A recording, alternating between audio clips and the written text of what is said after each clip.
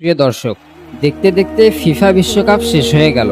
কোটি কোটি মানুষ রাত জেগে খেলা দেখলো, প্রিয় দলের জন্য দোয়া করলো, আনন্দ করলো, আবার কেউ কাঁদলো। কিন্তু একটি প্রশ্ন, আমাদের জীবনের সবচেয়ে বড় ম্যাচের জন্য আমরা কতটা প্রস্তুত? বিশ্বকাপের ট্রফি কয়েকদিনের আনন্দ দেয়, কিন্তু জান্নাতের পুরস্কার চিরস্থায়ী। আল্লাহ তাআলা বলেন, ওমাল হায়াতুদ দুনিয়া ইল্লা মাতাউল গুরুর। দুনিয়ার জীবন তো প্রতারণার সামান্য ভোগ মাত্র। একজন বিখ্যাত ফুটবলার এক সাক্ষাৎকারে বলেছিলেন, একটি ম্যাচ হারলে মানুষ কয়েকদিন কষ্ট পায়, কিন্তু জীবন হারালে আর ফিরে আসার সুযোগ নেই। এই কথাটি আমাদের জন্যও শিক্ষা। আমরা একটি ম্যাচ হারলে কাঁদি, অথচ একটি ফরজ নামাজ ছুটে গেলে হৃদয় কাঁপে না।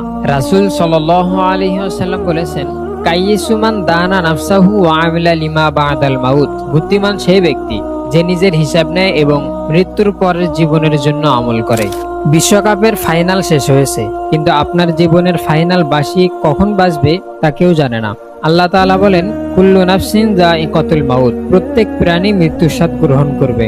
আমাদের করণীয় 5 ওয়াক্ত নামাজ শুরু করা, প্রতিদিন অন্তত 10 মিনিট কোরআন তেলাওয়াত করা, মা বাবার সাথে ভালো ব্যবহার করা, হারাম বিনোদনের পরিবর্তে ইসলামিক জ্ঞান অর্জন করা, প্রতিদিন তওবা করা।